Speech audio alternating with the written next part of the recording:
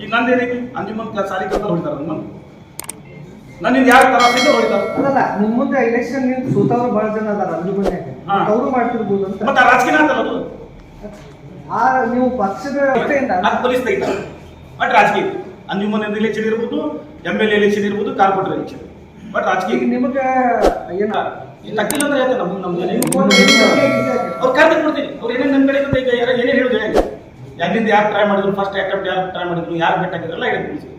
ಈಗ ಅವ್ರು ಅದ್ರ ಬಗ್ಗೆ ಏನು ಮಾಡ್ತಾರೆ ನೋಡು. ದೂರ ಇವತ್ತು ಕೊಡ್ತೀರಾ ಸರ್ ಕಮಿಷನರ್? ನಾವು ಮಾತ್ರ ಡಿಸ್ಕಸ್ ಮಾಡಿ ಮೀಟಿಂಗ್ ಮಾಡ್ತೀವಿ.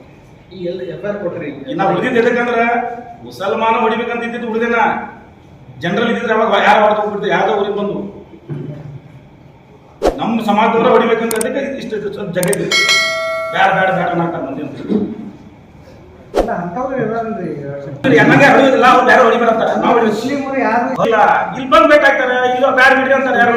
ಈಗ ಜಾವೀದ್ ಮೇಲೆ ಅದಕ್ಕೆ ಬಿಡ್ರಿ ಅಂತ ಜಾವೀದ್ ಅಲ್ಲ ಮುಸ್ಲಿಮರ ನೀವು ಅದನ್ನ ಹೇಳಲ್ಲ. ಮುಸ್ಲಿಮರಿಗೆ ಸುಪಾರಿ ಕೊಟ್ಟಿದ್ದಕ್ಕ ನಾ ಬರ್ತೀನಿ ಅಂತ ಒಂದ್ ಕಡೆ ಹೇಳ್ತೀರಿ. ನಿನ್ನೆ ಮಂಚಿಲ್ಲದಾಗ ಚಾಕು ತಗೊಂಡು ಅಡ್ಡಾಡ್ದವ್ರು ಮುಸ್ಲಿಮರು ಅಂತ ನೀವು ಹೇಳಲ್ಲ. ಅದೇ ರೀ ಹುಡುಕ್ಯಾಡ್ರಿ 10 ಮಂದಿ ಹುಡುಕ್ಯಾಡ ಬೇಡ ಅಂತಾರೆ. ಇನ್ನೊಬ್ರು ಸಿಕ್ಕಿರ್ಬೇಕು, 18-17 ವರ್ಷ ಹುಡುಗರು ಸಿಕ್ಕಿರ್ಬೇಕು. ಅವ್ರ ಕೈಯಾಗ ಈಗ ಹೊಡಿಂಗಿಲ್ಲ ತನಕನ್ನ ಇಷ್ಟು ದಿವಸ ಬದುಕೇ ಅಂದೇನ, ಇನ್ನು ಮುಂದೆ ಬದುಕ್ತೀವಿ ಅಂತ ಹೇಳಿಲ್ಲ.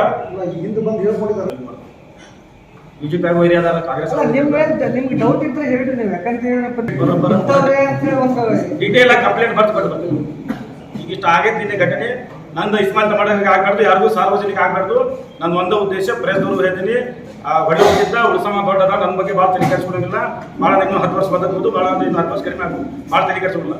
ಈ ಸಾರ್ವಜನಿಕ ಇದ್ರವಾಗ ಹಿಂಗೆ ಹೊಡಿತೀನಿ ಅಂತಾರಲ್ಲ, ಇದು ಯಾರಿಗೂ ಆಗ್ಬಾರ್ದು ಅಂತ ಘಟನೆ. ಇದಕ್ಕೆ ನಾ ಖಂಡನೆ ಮಾಡ್ತೀನಿ. ಈ ಥರ ಆಗ್ಬಾರ್ದು ಬರೀ ನಂದು ಬಿಡಿ.